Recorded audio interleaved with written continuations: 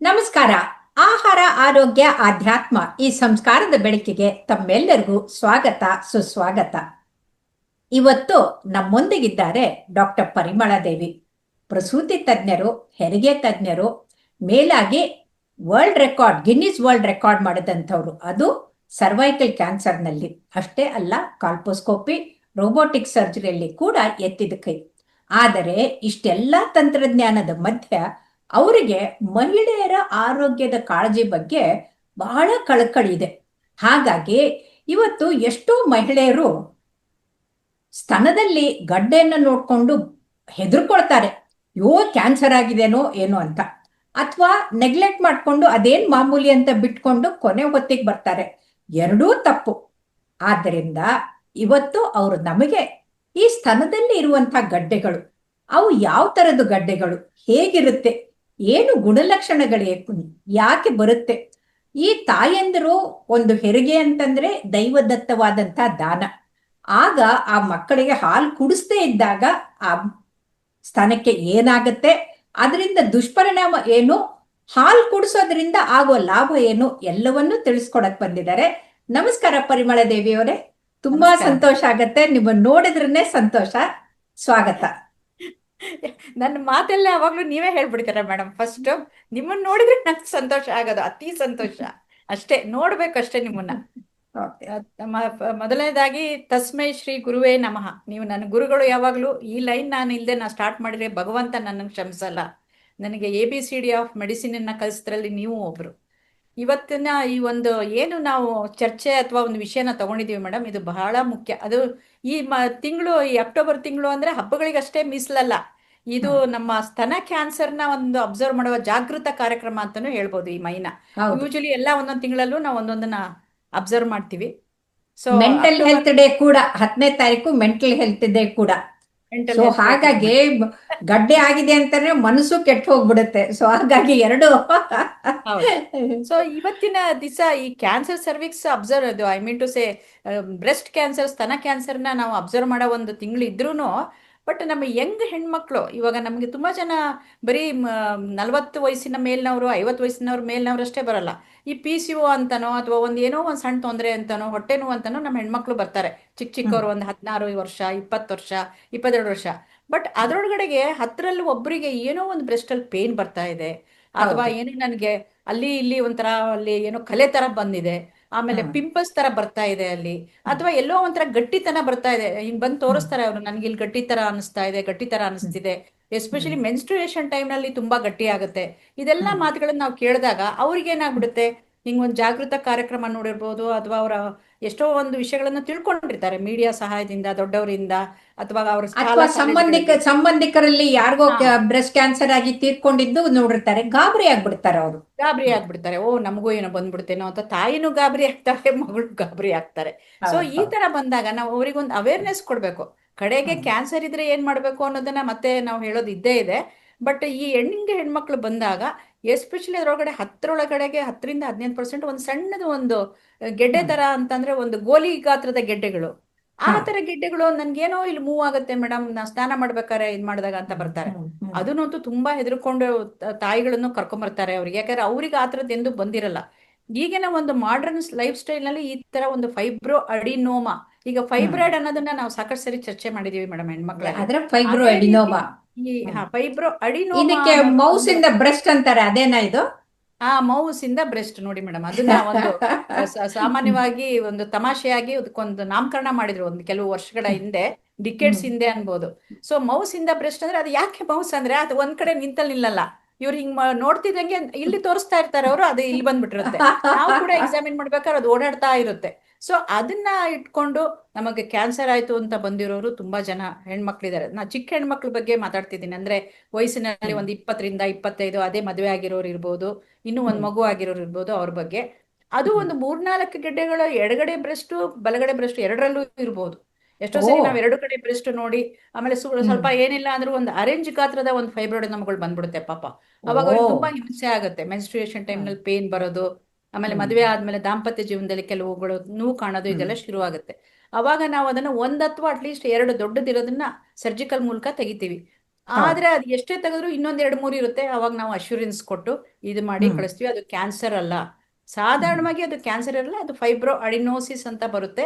ಅದು ಒಂದು ಹ್ಮ್ ಗ್ಲ್ಯಾಂಡ್ಗಳ ಒಂದು ಮೆಟಬಾಲಿಸಮ್ ಪ್ರಾಬ್ಲಮ್ ನಲ್ಲಿ ಆ ಹ್ಮ್ ಡಕ್ಟ್ಗಳು ಫ್ಯಾಟ್ಗಳು ಕಾನ್ಸಂಟ್ರೇಷನ್ ಮಾಡಿ ಒಂದಕ್ಕೊಂದು ಮಿಲನ ಆಗೋದ್ರಿಂದ ಜೊತೆ ಹ್ಮ್ ಸೇರೋದ್ರಿಂದ ಗೆಡ್ಡೆಗಳ ರೂಪದಲ್ಲಿ, ಫೈಬ್ರಾಯ್ಡ್ ರೂಪದಲ್ಲಿ, ನಾರು ಗೆಡ್ಡೆಗಳ ರೂಪದಲ್ಲಿ ಬರುತ್ತೆ. ಹಾ. ಹ್ಮ್ ಇದಲ್ಲದೆ ಈ ಮೆನ್ಸ್ಟ್ರುಯೇಷನ್ ಆಗುತ್ತೆ ಅನ್ಬೇಕಾದ್ರೆ ಸಿಕ್ಕಾಪಟ್ಟೆ ನೋವು ಬರೋದು ಬ್ರೆಸ್ಟ್ ಅಲ್ಲಿ. ನನಗೆ ಹ್ಮ್ ಹ್ಮ್ ಮುಟ್ಕೊಳಕ್ಕೆ ಆಗಲ್ಲ, ನನ್ಗೆ ಬಟ್ಟೆ ಹ್ಮ್ ಹಾಕೊಳಕ್ ಆಗಲ್ಲ ಹ್ಮ್ ಅಂತ ಕೆಲವರು ಹೆಣ್ಮಕ್ಳು ಬರ್ತಾರೆ. ಹ್ಮ್ ಅದು ಕೂಡ ಅದು ಹಾರ್ಮೋನ್ಗಳ ಒಂದು ಪ್ರಭಾವದಿಂದ ಈ ಮೆನ್ಸ್ಟ್ರುಯೇಷನ್ ಆಮೇಲೆ ಆದ್ಮೇಲೆ ಎಷ್ಟೋ ಮಹಿಳೆಯರು ಎದೆಲ್ ನೋವು ಅಂತಂದ್ರೆ ಅದು ಎಡಗಡೆ ಬ್ರೆಸ್ಟ್ ಅಲ್ಲಿ ಇದ್ಬಿಟ್ರೆ ಹಾರ್ಟ್ ಅಟ್ಯಾಕ್ ಏನೋ ಅಂತ ಹಾರ್ಟ್ ಓದ್ಕೊಂಡ್ ಅಟ್ಯಾಕ್ ಬರ್ತಾರೆ. ಆಗೋಯ್ತು. ಕರೆಕ್ಟ್ ಹಾ, ಮೇಡಮ್. ಸೊ ಹೌದು ಎರಡೂ ತಪ್ಪು. ಹಾಗಾಗಿ ಅರ್ಥ ಮಾಡ್ಕೊಳ್ಬೇಕು, ಅವರು ಅರಿವು ಹೌದು ಹೌದು. ಮೂಡ್ಕೊಳ್ಳೋದು ಬಹಳ ಮುಖ್ಯ. ಎಡಗಡೆ ಹೌದು. ಬರುತ್ತೆ, ಅದು ಆ ರಿಬ್ ಹತ್ರ ಬರ್ತಾ ಇರುತ್ತೆ ಅವರಿಗೆ. ಅದನ್ನೆಲ್ಲ ಸೇರಿಸ್ಬಿಟ್ಟು ಅವರು ಗಾಬರಿಯಾಗಿ ಓಡ್ ಬರೋದು ಉಂಟು. ಸೊ ಈ ಹ್ಮ್ ಒಂದು ಪೇನ್ ಬಂದಾಗ್ಲೂ ಅವ್ರಿಗೆ ನಾವು ಹೇಳಬೇಕು, ಇದು ಈಸ್ಟ್ರೋಜನ್ ಒಂದು ಪ್ರಭಾವದಿಂದ ಹೈ ಹ್ಮ್ ಈಸ್ಟ್ರೋಜನ್ ಸರ್ಜ್ ಆಗಿ ಮೆನ್ಸ್ಟ್ರುಯೇಷನ್ ಆಗೋ ಟೈಮ್ದಲ್ಲಿ ಹ್ಮ್ ಕಂಜೆಷನ್ ಆಗೋದ್ರಿಂದ, ಗ್ಲ್ಯಾಂಡ್ಸ್ಗಳು ಡೈಲೇಟ್ ಆಗೋದ್ರಿಂದ ನಿಮ್ಗೆ ಈ ಹ್ಮ್ ಪೇನ್ ಬರ್ತಿದೆ ಅಂತ ಒಂದು ನಾವು ಹೇಳಿ ಅವರಿಗೆ ತಿಳಿಸ್ಕೊಡ್ಬೇಕು. ಹ್ಮ್ ಇದಲ್ಲದೆ ಈ ಪಾಲಿಸಿಸ್ಟಿಕ್ ಓರಿನಲ್ಲಿ ಒಂದು ಒಬಿಸಿಟಿ ಬಂದ್ಬಿಡುತ್ತೆ ಕೆಲವರಿಗೆ. ಹೌದು ಹೌದು ಸಿಸ್ಟಿಕ್ ಹೌದು ಓರಿಸ್ ಹೌದು. ಇದ್ದಲ್ಲಿ ಒಬೆಸಿಟಿ ಇದ್ದಾಗ್ಲೂ ಏನ್ ಕಾಣ ಆಗುತ್ತೆ ಅಂದ್ರೆ ಬ್ರೆಸ್ಟ್ಗಳ ಒಂದು ಗಾತ್ರ ಜಾಸ್ತಿ ಆಗೋದ್ರಿಂದ ದೊಡ್ಡದಾಗಿರುತ್ತೆ. ಹೆಚ್ಚಿನ ಹಾ. ಒಂದು ಬ್ರೆಸ್ಟ್ ಅಂತ ಅಂದ್ರೆ ಏನು, ಈ ಸ್ತನದ ಅಂದ್ರೆ ಅದೊಂದು ಗ್ಲ್ಯಾಂಡ್ ಆಕ್ಚುಲಿ. ಅದೊಂದು ಹ್ಮ್ ಹ್ಮ್ ಗ್ರಂಥಿ. ಅದರೊಳಗಡೆ ಹ್ಮ್ ಫ್ಯಾಟ್ ಉಂಟು, ಅದರೊಳಗಡೆ ಡಕ್ಟ್ಸ್ ಉಂಟು, ಅದರೊಳಗಡೆ ಬ್ಲಡ್ ಹ್ಮ್ ವೆಸಲ್ಸ್ ಉಂಟು, ಲಿಂಫ್ಯಾಟಿಕ್ಸ್ ಉಂಟು. ಅದು ಒಂದು ಹ್ಮ್ ಸ್ವೆಟ್ ಗ್ಲ್ಯಾಂಡ್ ಅಂತಾನೂ ಅಂತೀವಿ ನಾವು ಆಕ್ಚುಲಿ. ಹ್ಮ್ ಸೊ ಹ್ಮ್ ಈ ಹ್ಮ್ ಒಂದು ಗ್ಲ್ಯಾಂಡಿನಲ್ಲಿ ಒಂದು ಕೆಲವು ಕಂಜೆಷನ್ ಎಲ್ಲ ಆಗೋದ್ರಿಂದನೂ ಕೂಡ ಹ್ಮ್ ಹೆವಿನೆಸ್ ಆಗಿ ಅವರು ಹ್ಮ್ ಒಬಿಸಿಟಿನಲ್ಲಿ. ಆಮೇಲೆ ಹ್ಮ್ ಇನ್ನೊಂದಂದ್ರೆ ಅವರಿಗೆ ಸ್ವಲ್ಪ ಬ್ರೆಸ್ಟ್ ಸೈಜ್ ಜಾಸ್ತಿ ಇರೋದ್ರಿಂದ ಸರಿಯಾಗಿ ಅವರಿಗೆ ಅವ್ರು ನೋಡ್ಕೊಳಕ್ಕೂ ಆಗಲ್ಲ. ಅದು ಒಂದು ಗಾಬರಿ ಹ್ಮ್ ಆಗಿನೂ ಬರ್ತಾರೆ. ಹ್ಮ್ ಹ್ಮ್ ಹ್ಮ್ ಇದಲ್ಲದೆ ಮತ್ತೊಂದಂದ್ರೆ ಈ ಹಾರ್ಮೋನ್ಗಳನ್ನ ಅಬ್ಯೂಸ್ ಮಾಡ್ಕೊಳ್ಳೋದು. ಇತ್ತೀಚೆಗೆ ಈ ಲಿವಿಂಗ್ ರಿಲೇಷನ್ ನಲ್ಲಿ ಮಕ್ಕಳು ಬೇಡ ಅನ್ಕೊಂಡು ಈ ಒಂದು ಎಮರ್ಜೆನ್ಸಿ ಕಾಂಟ್ರಸೆಪ್ಟಿವ್ ಪಿಲ್ ನ ಜಾಸ್ತಿ ತಗೊಳ್ತಾರೆ ಕೆಲವರು. ಈ ಹಾ ಮಗು ಇವಾಗ ಹಾ. ಬೇಡ ಅವಾಗ ಬೇಡ, ಹ್ಮ್ ಹ್ಮ್ ಹೊಸದಾಗಿ ಮದುವೆ ಆದವರು ಆ ಹ್ಮ್ ಹಾರ್ಮೋನ್ಗಳನ್ನ ಉಪಯೋಗಿಸಿದಾಗ ಅದು ನಮ್ಮ ಪಿಟ್ಯೂಟರಿ ಗ್ಲ್ಯಾಂಡ್ ಮೇಲೆ ಪ್ರಭಾವ, ಹ್ಮ್ ಅಬ್ಯೂಸಿಂಗ್ ಅಥವಾ ಏನಾದರೂ ಕೆಟ್ಟದಾದ ಪರಿಣಾಮ ಬೀರಿದ್ರೆ ಹ್ಮ್ ಪ್ರೊಲ್ಯಾಕ್ಟಿನ್ ಹಾರ್ಮೋನ್ ಅಂತ ಒಂದು ನಮ್ದು ಲ್ಯಾಕ್ಟೇಷನ್ ರಿಲೇಟೆಡ್ ಅಲ್ಲ, ಬಟ್ ಹ್ಮ್ ಪಿಟ್ಯೂಟರಿಯಿಂದ ಬರೋ ಒಂದು ಹಾರ್ಮೋನ್ ಬ್ರೆಸ್ಟಿಗೆ ರಿಲೇಟೆಡ್ ಇರುತ್ತೆ. ಹ್ಮ್ ಅದು ಹ್ಮ್ ಜಾಸ್ತಿ ಆಯ್ತು ಅಥವಾ ಇವರು ಸ್ಟ್ರೆಸ್ಸಿಗೆ ಇರ್ಬೋದು, ಹ್ಮ್ ಪಾಲಿಸಿಸ್ಟಿಕ್ ಓರಿನಲ್ಲಿ ಇರ್ಬೋದು, ಥೈರಾಯ್ಡ್ ಜೊತೆಗೆ ಒಂದು ಪ್ರಾಬ್ಲಮ್ ಇರ್ಬೋದು. ಆ ಎಲ್ಲ ಹ್ಮ್ ಸಮಯದಲ್ಲಿ ಅವ್ರಿಗೆ ಸೆಕ್ರೇಷನ್ಸ್ ಬರಕ್ ಶುರು ಬರುತ್ತೆ. 20 ವರ್ಷದ ಹುಡುಗಿ ಹ್ಮ್ ಕಾಲೇಜಿಗೆ ಹೋಗ್ತಿದ್ದಾಳೆ, ಅವಳಿಗೆ ಹ್ಮ್ ಬ್ರೆಸ್ಟ್ ನ ಅವಳು ನೋಡ್ಕೊಂಡಾಗ ಇದಕ್ಕಿದಂಗೆ ನಿಪ್ಪಲ್ನ ಏನೋ ಸ್ನಾನ ಮಾಡಕ್ಕೆ ಪ್ರೆಸ್ ಮಾಡಿದಾಗ ಸೆಕ್ರೇಷನ್ಸ್ ಬಂದ್ಬಿಡುತ್ತೆ. ಅವಳಿಗೆ ಹಾ ಹಾ. ಗಾಬರಿನೋ ಗಾಬರಿ ಆಗ್ಬಿಡುತ್ತೆ. ನನಗೆ ಯಾಕೆ ಬಂದ್ಬಿಡ್ತು, ಇಲ್ಲಿ ಹಾಲ್ ಬಂದ್ ತರ ಬಂದ್ಬಿಡ್ತು, ನೀರ್ ತರ ಬಂದ್ಬಿಡ್ತು ಅಂತ ಪಾಪ ಹೆದರ್ಕೊಂಡ್ ಬರ್ತಾರೆ. ಹೌದು ಅದು ಹೌದು. ಹಾರ್ಮೋನ್ಗಳ ಪ್ರಭಾವದಿಂದ ಅಲ್ಲ, ಕೂಡ ಇದು ಇದು. ಇದು ಒಂದ್ ರೀತಿಯಿಂದ ಗಾಬರಿ ಆಗ್ಬೇಕಾಗಿದ್ದೆ. ಯಾಕಂತಂದ್ರೆ ಹೌದು ಒಂದ್ಸಲ ಕ್ಯಾನ್ಸರ್ ಗಡ್ಡೆ ಇದ್ರೂ ಕೂಡ ಅದರಿಂದ ಸೀರಂ ಬರ್ತಾ ಇರುತ್ತೆ. ಹೌದು ಸೊ ಹೌದು ಇದಕ್ಕೂ ಬರುತ್ತೆ. ಸೊ ಹಾರ್ಮೋನ್ ಹೌದು ಇಂದ ಬಂತ ಅಥವಾ ಕ್ಯಾನ್ಸರ್ ಗಡ್ಡೆಯಿಂದ ಬಂತ ಹೌದು ಅಂತಂದು ಹೌದು ಅವ್ರು ಬರೋದ್ ವಾಸಿ. ಆಮೇಲೆ ಹೌದು ಇನ್ನೊಂದ್ ಏನಂತಂದ್ರೆ, ನೀವು ಮೊದ್ಲು ಹೇಳಿದ್ರೆ ಈ ತಾಯಿ ಆಗದೆ ಒಂದು ದೈವದತ್ತ ಹೌದು ನಿಸರ್ಗವಾದಂತ ಹೌದು ಒಂದು ಹೌದು ಭಗವಂತ ಕೊಟ್ಟಂತ ಇದು. ಹೌದು ಅದ್ರ ಜೊತೆಗೆ ತಾಯಿ ಮೊಲೆ ಹಾಲು ಕುಡಿಸಿದ್ರೆ ಅವಳಿಗೆ ಕ್ಯಾನ್ಸರ್ ಹೌದು ಬರದ ಹಾಗೆ ನಿಂತ್ಕೊಳ್ಳುವಂತ ಶಕ್ತಿ ಇದೆ. ಹೌದು ಹಾಗಾಗಿ ಈ ಹೆಣ್ಮಕ್ಳು ಮಗು ಬೇಡ ಅಂತ ಇದ್ರೆ ಅವ್ರಿಗೆ ಕ್ಯಾನ್ಸರ್ ಬರುತ್ತೆ. ಆದ್ರೆ ಹೌದು ಮಗುನ ಹೆತ್ತು ಹಾಲು ಕುಡಿಸಿದ್ರೆ ಕ್ಯಾನ್ಸರ್ ಬರೋದಿಲ್ಲ. ಹಾಗಾಗಿ ಸೌಂದರ್ಯಕ್ಕೋಸ್ಕರ ಕಾಕತಾಳೀಯ. ಆರೋಗ್ಯ ಹಾಳು ಮಾಡ್ಕೊಳ್ತೀರಾ, ಆರೋಗ್ಯದಿಂದ ಸೌಂದರ್ಯ ಹೆಚ್ಚಿಸ್ಕೊಳ್ತೀರಾ ಅಂತ ಅವ್ರಿಗೆ ಅದು ತಿಳಿಸ್ಕೊಡಿ ಅಂತ. ಇದೊಂದು ತುಂಬಾ ಕ್ಲಿಷ್ಟವಾದ ಪ್ರಶ್ನೆ ಕೇಳಿದ್ರಿ ಮೇಡಮ್. ನೀವು ನಾನು ಏನಾರ ಎಕ್ಸಾಮಿನರ್ ಕೂತಿದ್ರೆ ನಾನು ಫೇಲ್ ಮಾಡ್ತಿದ್ರಿ ಗೊತ್ತು ನನಗೆ. ಇಲ್ಲ ಇಲ್ಲ ಇಲ್ಲ, ನೀವು ಖಂಡಿತ ಬಟ್ ನಿಮ್ ಪಾಸ್ ಕೈಂಡ್ನೆಸ್ ಆಗ್ತೀರಿ. ಇಂದ ಕೈಂಡ್ನೆಸ್ ಇಂದ ದಯಾಮಯಿ ನೀವು ಯಾವಾಗ್ಲೂ ನಿಮ್ ಜೀವನದಲ್ಲಿ ಎಲ್ಲ ನಾನು ನೋಡಿದೀನಿ. ಪಾಸ್ ಮಾಡ್ತಿದ್ರೆ ಪಾಸ್ ಮಾಡಿ ಹೋಗು ಮುಂದೆ ಅಂತ ಇಲ್ಲ ಕಳಿಸ್ತಿದ್ರಿ. ಇಲ್ಲ ಇಲ್ಲ ಇಲ್ಲ, ನಿಮ್ಮನ್ ಖಂಡಿತ ಯಾಕೆಂದ್ರೆ ಇದು ಪಾಸ್. ಭಾರಿ ಹ್ಮ್ ಮುಖ್ಯ. ಲ್ಯಾಕ್ಟೇಷನ್ ಇವಾಗ ಒಂದು ಅಪರೂಪದ ಸಂಗತಿ ಆಗೋಗ್ಬಿಟ್ಟಿದೆ ನಮ್ಗೆ ಇವಾಗೆಲ್ಲ ನೋಡಿದ್ರೆ. ಹ್ಮ್ ಯಾಕಂದ್ರೆ ಹೆಣ್ಮಕ್ಳ ಒಂದು ವಯಸ್ಸು, ಮದುವೆ ಆಗೋ ವಯಸ್ಸು ಹೆಚ್ಚಿಗೆ ಆಗ್ತಾ ಇದೆ. ಯಾಕಂದ್ರೆ they are aspiring for education. ತಪ್ಪಲ್ಲ, ಅದು ಖಂಡಿತವಾಗ್ಲೂ ಮಾಡ್ಬೇಕಾಗಿರೋದೆ. ಅದ್ರ ಜೊತೆಗೆ ಅವರಿಗೆ ಮಗು ಬೇಕೋ ಬೇಡ ಅನ್ನೋ ಒಂದು ನಿರ್ಧಾರ ತಗೊಳ್ಳೋಷ್ಟಿಗೆ ಒಂದು 33, 34, 35. ಕೆಲವರು ಅಂತೂ ಒಂದು ಗ್ರೂಪ್ ಮದುವೆನೇ ಬೇಡ ಅಂತ ನಿರ್ಧಾರದಲ್ಲಿ ಮಕ್ಕಳೇ ಇರೋದು. ಬೇಡ. ಮಕ್ಕಳೇ ಬೇಡ, ಮದುವೆ ಬೇಡ, ಮಕ್ಕಳು ಬೇಡ, ಮಕ್ಕಳಾದ್ರೂ ಡಿಂಕ್ ಹಾಲು ಡಿಂಕ್ ಕುಡಿಸೋದು ಡಿಂಕ್ ಬೇಡ. Syndrome. DINK syndrome, double income, no children.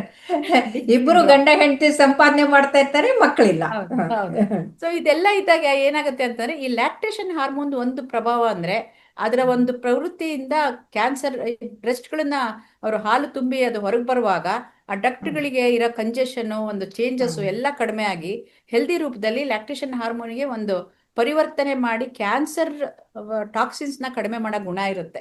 So ಹಾ. ಕ್ಯಾನ್ಸರ್ ರ್ಯಾಡಿಕಲ್ಸ್, ಫ್ರೀ ರ್ಯಾಡಿಕಲ್ಸ್ ಏನಿರುತ್ತೆ ಅದನ್ನೆಲ್ಲ ಹ್ಮ್ ಕಡಿಮೆ ಮಾಡೋ ಗುಣ ಕಡಿಮೆ ಇರೋದ್ರಿಂದ ಮಾಡುತ್ತೆ. ಹ್ಮ್ ಲ್ಯಾಕ್ಟೇಷನ್ ಮಾಡೋದ್ರಿಂದ ಒಂದು 30% ರಿಡಕ್ಷನ್ ಇನ್ ಬ್ರೆಸ್ಟ್ ಕ್ಯಾನ್ಸರ್, ಆ ಎಸ್ಪೆಷಲಿ ಈ ಕ್ಯಾನ್ಸರ್ ಹೆರಿಡಿಟರಿ ತುಂಬಾ ಇದೆ ಇದ್ರೊಳಗಡೆ. ಹೆರಿಡಿಟರಿ ಹೌದು ಬೇರೆ, ಹೌದು ಯಾಕಂದ್ರೆ ಹೌದು. ಫಸ್ಟ್ ರಿಲೇಟಿವ್ ಮದರಿಂದ ಇದೆಯೋ ಅಥವಾ ಚಿಕ್ಕಮ್ಮಗಳಿಂದ ಇದೆಯೋ, ಮನೆಯಲ್ಲಿ ಹ್ಮ್ ತುಂಬಾ ಜನಕ್ಕೆ ಬೇರೆ ಬೇರೆ ಕ್ಯಾನ್ಸರ್ ಜೀನ್ಸ್ ತುಂಬಾ ಹ್ಮ್ ಸ್ಟ್ರಾಂಗ್ ಆಗಿದೆ, ಇದ್ರ ಮೇಲೂ ಬ್ರೆಸ್ಟ್ ಕ್ಯಾನ್ಸರ್ ಬರೋ ಚಾನ್ಸಸ್ ಇರುತ್ತೆ.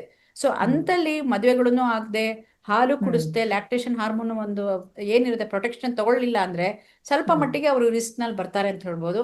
ಹಾಲು ಹ್ಮ್ ಕುಡಿಸೋದ್ರಿಂದ ಸಾಕಷ್ಟು ಉಪಯೋಗಗಳಿದೆ. ಬಾಡಿ ಟೋನ್ ಆಗೋದು, ಅವರಿಗೆ ಹ್ಮ್ ಬೊಜ್ಜಿನ ಅಬ್ಡಮನ್ ಒಳಗಡೆ ಹೋಗೋದು, ಯಾಕಂದ್ರೆ ಅವರು ಹ್ಮ್ ಹಾಲು ಕುಡಿಸ್ಬೇಕಾದ್ರೆ ಅವ್ರ ಅಬ್ಡಮನ್ ಕೂಡ ಕಾಂಟ್ರಾಕ್ಟ್ ಆಗುತ್ತೆ.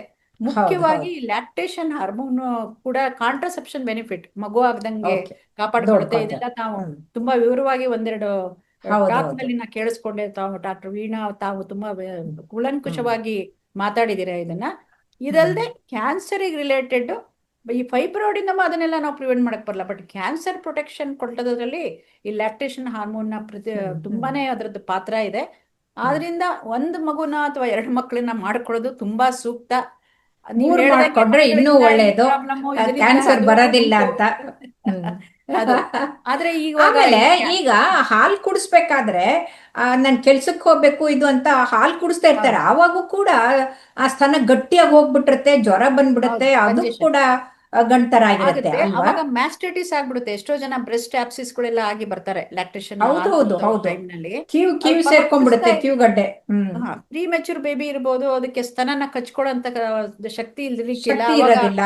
ಅದು ರೆಡ್ ಆಗಿ ಸ್ತನ ಒಂಥರ ಊದ್ಕೊಂಡಂಗ ಆದಾಗ ಅವಾಗ ಹ್ಮ್ ಇದ್ದಕ್ಕಿದ್ದಂಗೆ ಅವರು ನಮಗೆ ಯಾವ್ದೋ ಬ್ರೆಸ್ಟ್ ಕಾಯಿಲೆ ಹ್ಮ್ ಬಂದ್ಬಿಡ್ತು ಅಂತ ಹೆದರ್ಕೊಂಡು ಓಡ್ ಬರ್ತಾರೆ. ಸೊ ಹ್ಮ್ ಇದು ಹ್ಮ್ ಇವಾಗ ಬ್ರೆಸ್ಟ್ ಸೈಜ್ ಅಲ್ಲೂ ಕೂಡ ಅವ್ರಿಗೆ ಅವಾಗ ಬೇರೆ ಬೇರೆ ಕಂಡು ಇದು ಹ್ಮ್ ಹಾಲು ಕಟ್ಕೊಂಡಿದ್ರಿಂದ ಆಗಿದೆಯೋ ಅಥವಾ ಬೇರೆದ್ರಿಂದ ಆಗಿದೆಯೋ ಅಂತ ಒಂದು ಭಯಕ್ಕೆ ಬೀಳ್ತಾರೆ ಅವರು.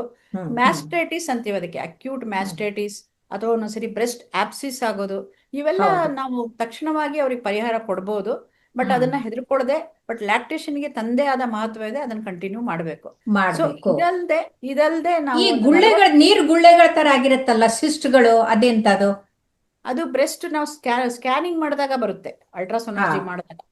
ಸಾಧಾರಣವಾಗಿ ನಮ್ಗೀಗ ಒಂದು 35 ವರ್ಷ 40 ವರ್ಷದವರು ಏನೋ ಬ್ರೆಸ್ಟ್ ನಾವು ನಮ್ಮ ಮನೆಯಲ್ಲಿ ಸ್ವಲ್ಪ ಕ್ಯಾನ್ಸರ್ ಹಿಸ್ಟ್ರಿ ಇದೆ, ಎವ್ಯಾಲ್ಯೂಯೇಟ್ ಮಾಡಿ ಅಂತ ಬಂದಾಗ ನಾವು ಹ್ಮ್ ಸ್ಕ್ಯಾನಿಂಗ್ ಮಾಡಲೇಬೇಕು, ಅಲ್ಟ್ರಾಸೌಂಡ್ ಆಫ್ ದಿ ಬ್ರೆಸ್ಟ್. ಹ್ಮ್ ಅಲ್ಲಿ ಡಕ್ಟ್ಸ್ಗಳಿರುತ್ತೆ, ಫೈಬರ್ ಟಿಶ್ಯೂ ಇರುತ್ತೆ, ಮತ್ತೆ ಗ್ಲ್ಯಾಂಡ್ಸ್ ಇರುತ್ತೆ.